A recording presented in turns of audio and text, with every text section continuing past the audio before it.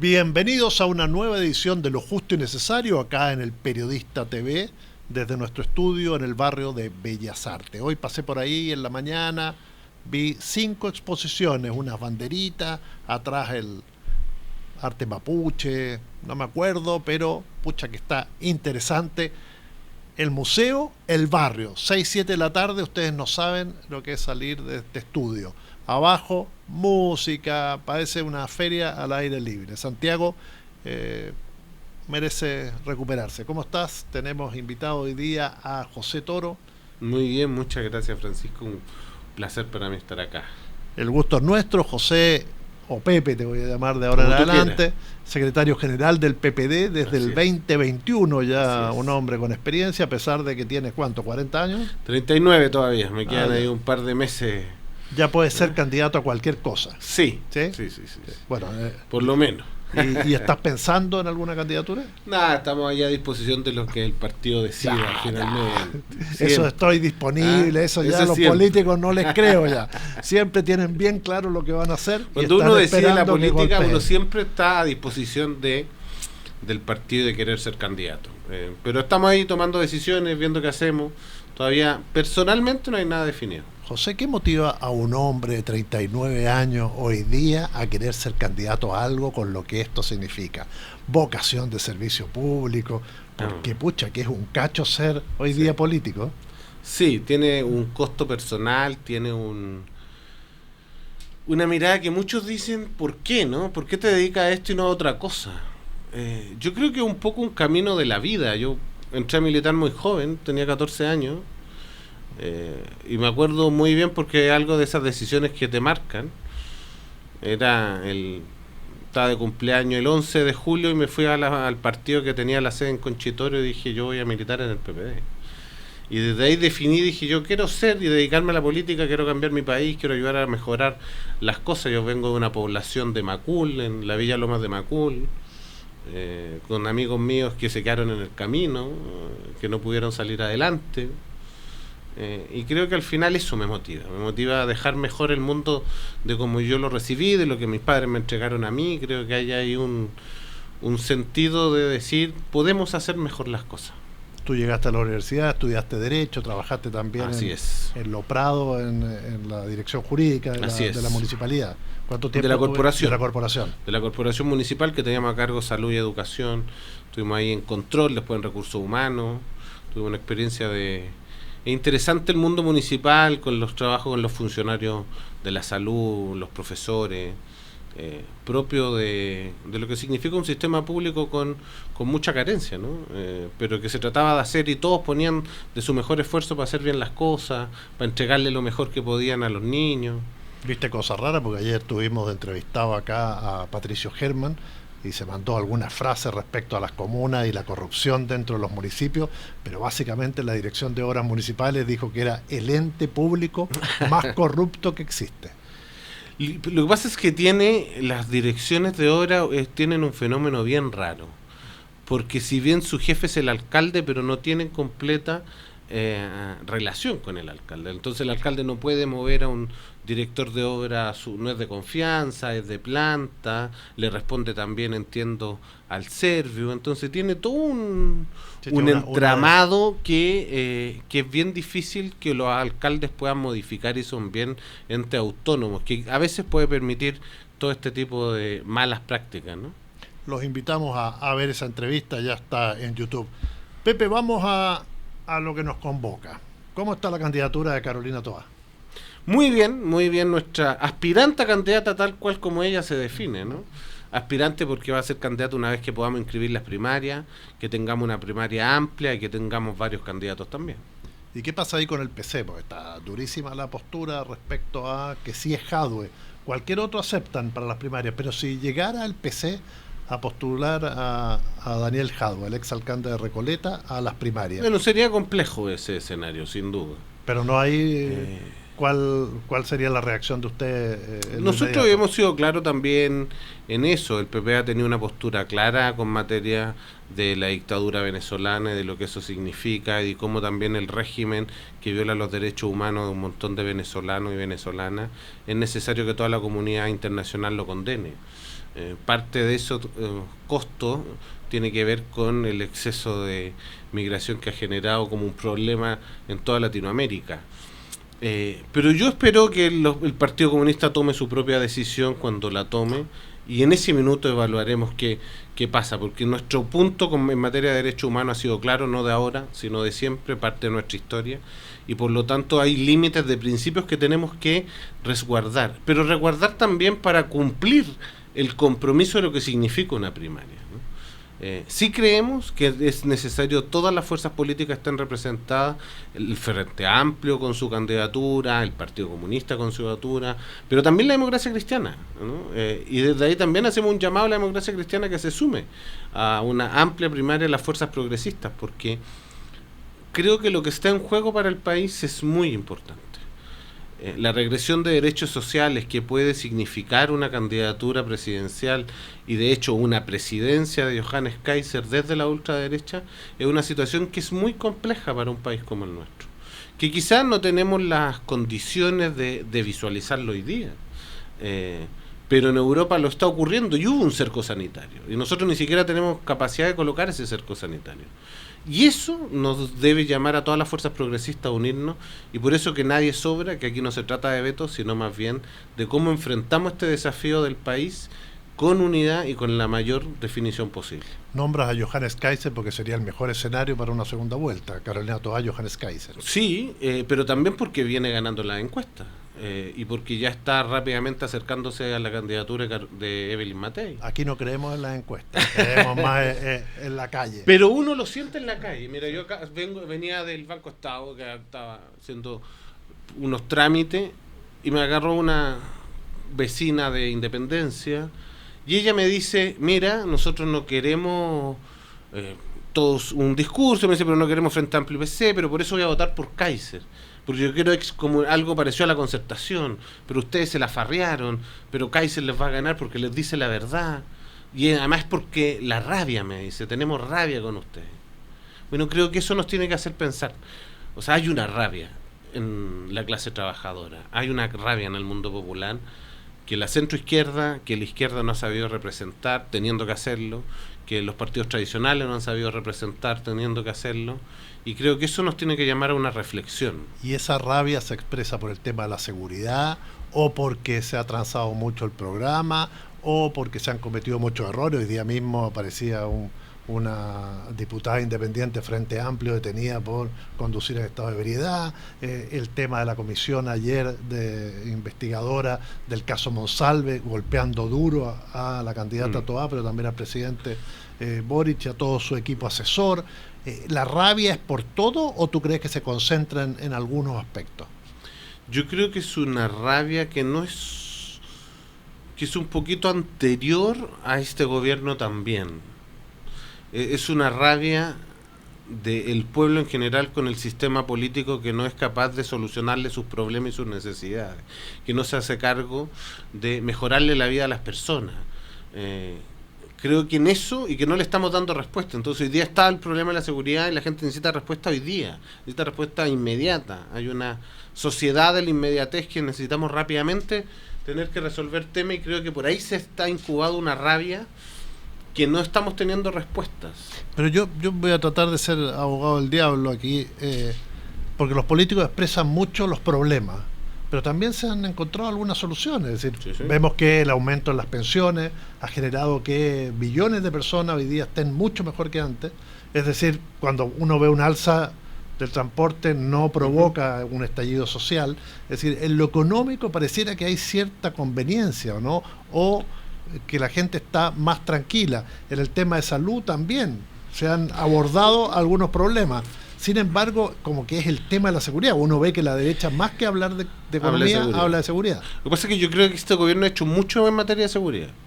Más de 63 leyes en conjunto con la oposición. Siempre lo digo porque esto se hace como se ha hecho. El presidente Gabriel Boric ha sacado esto desde una política de Estado, con todo junto. Pero todavía nos falta porque fue un tema que nos sobrepasó, ¿no? Porque el Estado chileno, yo digo, nosotros somos una sociedad muy tranquila que este tema no lo estábamos viendo. En cosas mínimas que sería impensado en otros países, pero nosotros tenemos estacionamientos públicos debajo de 2 poderes del Estado, ¿no? En la moneda y en el Poder Judicial. Eso en otras partes del mundo sería completamente impensado, ¿no? Por las propias dinámicas que ahí pudiesen ocurrir. Por eso es que, si bien se han hecho muchas cosas, hay cosas que todavía nos faltan. Tener un Ministerio de Seguridad encargado del tema es un avance de este gobierno que nadie lo veía posible. De pasada, yo creo que este gobierno va a envejecer mucho mejor de cómo partió. En 4 o 5 cosas que se sacaron: Ministerio de Seguridad, reforma de pensiones, el pago de la deuda histórica. Creo que ahí tenemos un eje que uno... Si hubiera mirado al comienzo diría, wow, esto no era posible, pero se sacó adelante. ¿Le falta comunicar mejor al gobierno? ¿Está siempre reaccionando frente a los ataques? Creo que sí falta comunicar mejor. Es necesario comunicar mejor. ¿Ha sido más hábil la oposición en poner sus temas? Porque con lo que dices tú hay un montón de elementos que uno comunicacionalmente podría trabajar y efectivamente ir ganando terreno. Y brutalmente, o sea, la ley Papitos Corazón, que tiene es como un nombre bien contradictorio, pero ha permitido la recuperación de un montón de pagos de pensión, de deudas de alimentos, que es dinero directo a las familias que más lo necesitan, ¿no? Un amigo que trabajaba en esto en Peñalolén me decía, mira, nosotros solo hemos recuperado 2.000 millones para la comuna. Y eso es un dato que es directo a las familias. Ese dato, si uno no se entera, no está en ningún lado. Y por lo tanto, efectivamente, el gobierno tiene que comunicar mejor lo que ha hecho, porque se han hecho cosas que efectivamente transforman la vida.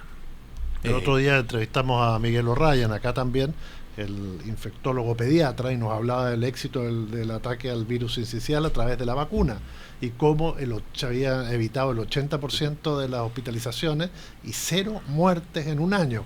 Y uno no ve eso, o la gente que está viendo series o está viendo otra cosa, pero no recibe esa información. De hecho, cuando yo lo comenté a mucha gente, me dijo no tenía la menor idea, salvo, claro, los que tienen guagua y que tienen que vacunarla, pero esos cada vez son menos. O sea, pero mira, ese dato yo tampoco lo conocía, pero eso es una política pública bien aplicada, y tú decís, bueno, ¿dónde está? ¿Quién lo dijo? También ahí puede ser que haya falta de... Pero es un problema general que no es solo con este gobierno. Yo creo que a la ciudadanía le falta creer en sus dirigentes y en sus líderes y en las autoridades. ¿Tú sientes que, teniendo 39 años, que ha sido injusto, no sé, el sistema con esto de apuntar a una generación, que esta generación no estaba preparada, que le falta, que ya van a aprender? El otro día Alberto Mayol, estoy aquí muy referente con los programas, pero decía como que... había vuelto la posibilidad de la generación tuya, se refería a mi generación, yo tengo 62, Carolina Toá tiene 60, sí. Evelyn Matei tiene 70, que como que se había saltado esa generación, ahora tenía la oportunidad porque esta generación no había dado el ancho. ¿Lo sientes así? No, yo no creo que no haya dado el ancho. Yo creo que ha sido un proceso de aprendizaje, incluso conmigo mismo, porque yo al comienzo de este gobierno estaba, a pesar de ser parte del gobierno, tenía mucha distancia, porque no habíamos compartido con la generación del Frente Amplio, del PC de mi misma edad. Por lo tanto, no teníamos relación, no habíamos construido ninguna historia. Eso se ha ido también cambiando y hoy día estamos mucho más cercanos y mucho más comprometidos en entender que nos necesitamos todos. Y por inexperiencia propia de la edad, pero se han hecho cosas. Ahora, yo creo que la política ha sido dinámica y genera estos efectos también, que una generación que el mundo les pasó por encima vuelvan a obtener una posibilidad. Es una posibilidad, pero hay que ganarse esa posibilidad todavía. O sea, Carolina tiene que jugársela como se la está jugando para ganar la posibilidad de encabezar un gobierno. Y tu generación, llamémoslo entre comillas, aprendió que los 30 años no habían sido tan malos, que se había hecho todo lo que se podía, o casi bueno, todo. En el caso mío, yo lo aprendí antes. Bueno, ¿no? tú eras del PPD. Siempre ya, he sido. Era responsable de los 30 años, no podías mirar. Pero por uno otro lado. también ha cometido esos errores de juzgar en su minuto a nuestros propios líderes. Nosotros, dentro de la juventud, que a mí también me tocó encabezar en su minuto, lo hicimos. Lo que pasa es que también eran partidos tradicionales que eran muy distintos, ¿no? 4 años atrás, creo que lo he dicho un par de veces, a nosotros con Natalia nos pasaron un partido para cerrarle la puerta y ponerle un candado.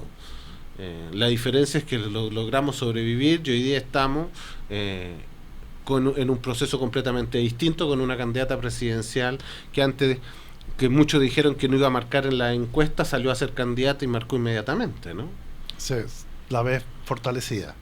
La veo fortaleciéndose permanentemente. Creo que ella está en un proceso de escucha que es muy necesario. Es muy necesario desde el líder político salir a escuchar a la ciudadanía, conocer los dolores, qué está sintiendo, porque a veces la política tiene es muy fría en muchos espacios y te come en un sistema donde uno quiere que se hagan las cosas bien, de apurar lo que se tiene que apurar, de apoyar los proyectos de ley y a veces te olvidas de escuchar. Y creo que esa es una mala receta. ¿Cómo llegan a noviembre? ¿Con una lista, con 2 listas parlamentarias? ¿Con 2 Yo candidatos? espero que sea una ¿Con lista parlamentaria con un candidato presidencial. Y si no es posible una lista parlamentaria, un candidato presidencial y 2 listas parlamentarias.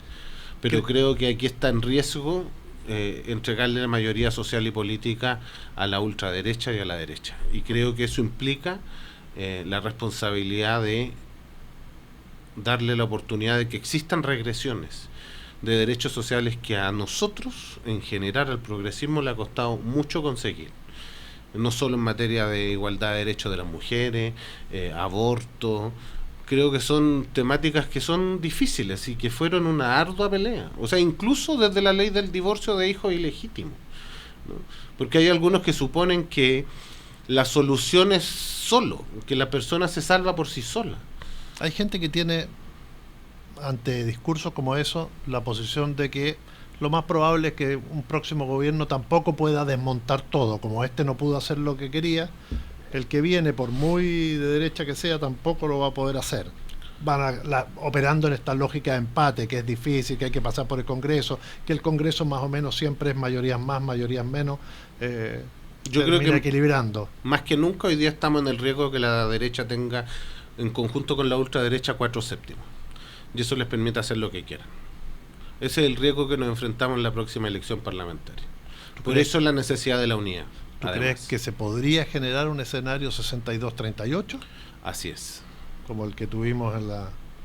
Es que más que 62-38, si uno hace las simulaciones, que a los expertos electorales les gusta harto eso, incluso en escenario de una lista única, el peor escenario nos podría dar a todos nosotros juntos, incluida la democracia cristiana, 63 cupos de representación. Hoy día tenemos 75, ¿no? Creo que los 63 eso les da 4/7 a la derecha en el acto. Por lo tanto hay que insistir el sector de ustedes que ojalá la derecha esté unido y la derecha separada en 2 listas. Creo que es un sentido además de responsabilidad con nuestra población, con el Estado, con el Estado de Chile, ¿no? Con la República como uno la conoce, con un sistema democrático como lo conocemos. Y las negociaciones, porque ya todo esto ya se está conversando, ¿ves esa voluntad de llegar, de bajar banderas, de entregar distritos? Veo voluntad, ¿sí? Veo voluntad de todos los partidos. Estamos partiendo, conversando. Ahora esto tiene un largo término y esperemos que pueda ocurrir, pero bueno, todos tenemos que hacer sacrificios y esfuerzos y entender el riesgo en el que estamos. 2025, ¿cuáles van a ser los ejes temáticos que podrían influir para que al oficialismo le vaya bien? Bueno, yo creo que este es un año que tenemos que ir concretando cosas además desde el gobierno. ¿Qué se puede Reglas concretar? de uso de la fuerza, infraestructura crítica, nuevo sistema de financiamiento en la educación superior. Creo que eso es fundamental. Si logramos sacar un nuevo sistema de financiamiento con reglas de uso de la fuerza, infraestructura crítica, creo que nos permitiría estar en un estado completamente distinto, ¿no? Haciéndonos cargo de la seguridad, pero también haciéndonos cargo de parte de lo que fue el compromiso de este gobierno del tema del CAE. Las grandes figuras del partido, por ejemplo Guido Girardi, ¿están en la posibilidad de que ocupen o vuelvan a la primera línea con No, algún cargo? ojalá que es una conversación que el partido vamos a tener con él, y como con otros rostros también, ex figuras nuestras, que nos posibilite tener un buen elenco parlamentario para los desafíos que se vienen. Y en eso estamos, buscando nuevo elenco, Coquín Sunza, Marco Antonio Núñez, la propia Natalia, si podemos conversar con ella, de buscar nuevos nombres también, en conjunto con nombres jóvenes que representen también la generación que yo mismo tengo, que habla también de una renovación que existe dentro del PPD. La fusión con el PS y el término de este partido que se creó instrumentalmente ya es un imposible, ¿no? No, yo nunca me cierro a la historia porque creo que desde la socialdemocracia y la centroizquierda, tal cual como están todos los partidos hoy día, requerimos un instrumento que sea más grande para todos juntos, ¿no? Creo que no hay ninguna diferencia diferencia real de fondo entre la democracia cristiana, el PP, el PS. Creo que nuestro electorado va siendo el mismo. Eh, pero creo que tenemos que ir construyendo la historia paso a paso. Yo creo que más que nunca una relación con nuestros aliados es fundamental. Todos los partidos son instrumentos, ¿no? Instrumentos para cambiar el mundo y para cambiar la sociedad, y sobre todo el PPD, que fue así planteado desde un comienzo, pero que al poco andar fue también cambiando, dejó de ser un instrumento para pasar a decir, mira, la democracia es un sentido y un estilo de vida, y por lo tanto mi paradigma ideológico tiene que ver con eso primero, con la democracia, la libertad y la justicia social como eje fundamental. Muchas gracias, Gracias a Pepe ti, Toro, Francisco. secretario general del Partido por la Democracia, PPD, que nos acompañaste hoy acá en Lo Justo y Necesario. Muchas gracias a ti. Y a ustedes ya saben, si les gustó el programa, compártalo, difúndalo, suscríbase a nuestro canal.